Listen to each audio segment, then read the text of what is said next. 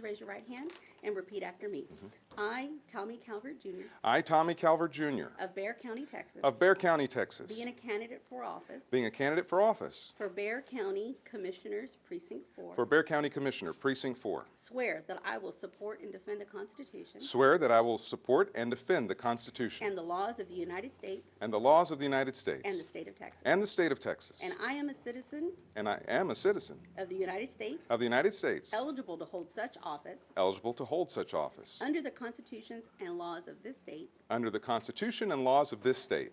I have not been determined I have not been determined by a final judgment by a final judgment of a court exercising probate jurisdiction of a court exercising probate jurisdiction to be totally mentally incapacitated to be totally mentally or incapacitated partially mentally incapacitated or partially mentally incapacitated without the right to vote. without the right to vote. I am aware of the nepotism law, I am aware of the nepotism law, Chapter 573, Chapter 573, Government Code, Government Code, and I am aware and I am aware that I must disclose any prior felony conviction, that I must disclose, any prior felony conviction, and if so convicted, and if so convicted, provide proof provide proof that I have been pardoned that I've been pardoned or otherwise released or otherwise released from the resulting disabilities from the resulting of disabilities any such final felony conviction. of any such final felony conviction. I am aware I am aware that knowingly that knowingly providing false information providing false on information the application on the application regarding my possible felony conviction status regarding my possible felony conviction status constitutes a Class B misdemeanor. constitutes a Class B misdemeanor. And I further swear And I further swear that the foregoing statements that the foregoing statements in my application in my application are in all things are in all things true and correct. true and correct. Congratulations. Thank you very much. Appreciate that.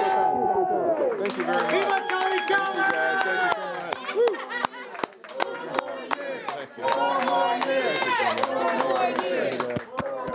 If I can please Sure. have you sign. You bet. And you have. I know we have someone coming at 4, so I'm just gonna say a few words of thanks. Everybody, please. We need to talk about the major accomplishment.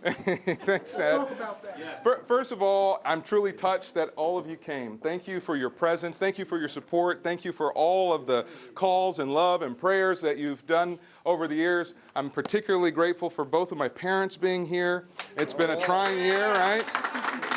Yeah.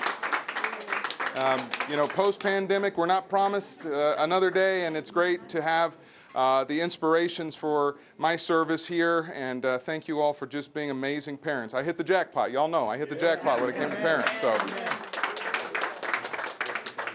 well, I'm really excited to get back out. We do have a primary challenger, and it's going to be an exciting time to get back out and touch the folks in Precinct 4 door to door again. We'll be asking what the top issues, top concerns are. And I'm looking forward to carrying through and following through on many of the things that I learn about from residents on doorsteps. There's no doubt we've accomplished more in Precinct 4 than probably ever before. And we're seeing a renaissance of just revitalization within the precinct. But I'm keenly aware that people are struggling too, that we've got the most evictions in Bexar County. I'm very proud that we've been able to keep so many people from experiencing homelessness. Not only have we been able, through people like Ramon and Amy and my staff and the county staff, we've been able to stabilize families and get them into temporary assistance, but we've also built permanent infrastructure for housing that we hadn't had before I got involved. So for example, with the Town Twin Village, the former movie theater, we've got housing for seniors 50 plus. That's a very important thing on the way. Unfortunately, in the pandemic, those who are 50 plus are the largest group of those experiencing homelessness. And so when we look at our commandments and we talk about honoring our mother and our fathers, we have to do that. We have to take care of our seniors because they have toiled for us for so long. And it's going to be permanent supportive housing. Unfortunately, we're the last city in Texas, major city, to have permanent supportive housing, but we will have it. And that's going to mean mental health care on premises, dental care. That's going to mean primary care, job training. And most importantly, in addition to doing the urban farm there, they're going to have friends. When the folks experiencing homelessness were asked, what's the number one thing you want? They said, a friend. And so I hope we can all be friends to those who are experiencing loneliness in the pandemic. It's been very tough, in particular on our seniors. In District 3 in the Southeast side, I'm really proud to have worked with the actor Tony Plana to do Seniors in Play. I don't know if you all remember him from Desperate Housewives and Three Amigos and all those movies, but we actually got computers to seniors in the Southeast side. We were able to get them in theater, and during the pandemic, they were even able to act online with their computers, and they learned new computer literacy. Very exciting thing. We've delivered tens of thousands of food boxes to people quietly in the pandemic. 25,000 pounds of fresh super greens from the urban farm that's been created by Wheatley, formerly Wheatley Young Men's Leadership Academy. There has been a tremendous amount of work gone into helping to save Randolph Air Force Base from closure. I chaired the Randolph Joint Land Use Study that saved Randolph Air Force Base from closure. Very proud of that. I'm very proud that years ago we raised the minimum wage of county workers to $15 an hour before it was popular, before it was in fashion. We did it actually at the county, and we raised the wages of our contract employees as well. We've been working and fighting for small business people to get their fair share. And there's no doubt, if you look at this 10-year infrastructure plan, that renaissance is only going to continue over the next decades. We're creating new parks in Wood Lake area, new parks at the old Republic Golf Course, new parks all around Precinct 4, linear parkways. It's going to be an incredible feather in the cap of the people who have waited so long and didn't get their fair share in our precinct. We are finally getting the things that we have been waiting for. And so we're trying to bring people together. You've seen what we're working on with respect to our Buffalo Soldiers and our Native American community. We want to do things differently. We want to bring unity to our country. It needs it. There's no doubt that democracy is under attack.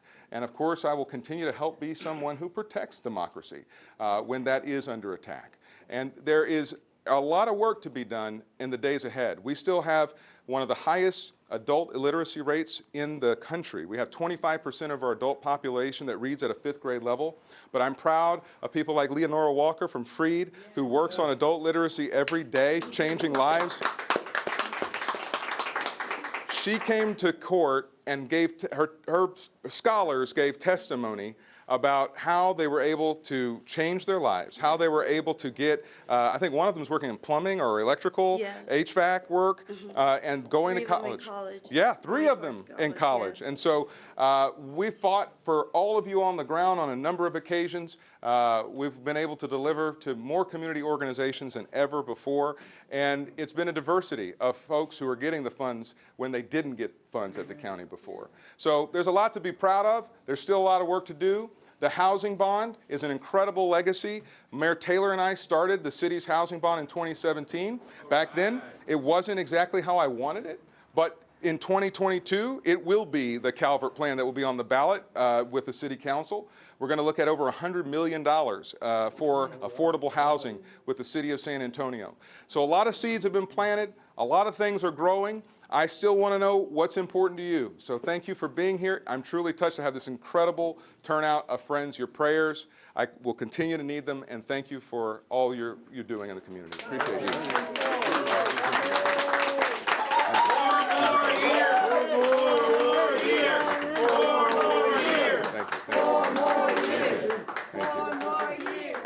Well, you've got somebody else to Yes, get in we here, have a so couple I that were apologize and No, make it's them wait.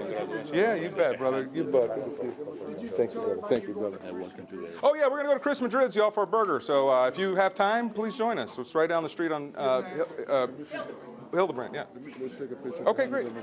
Great. Blanco. The 100 Democrats also. Oh, right here. Thank you. The 100 Democrats in the House. Thank you, brother Steve. Appreciate you. Yeah, we're going to get it.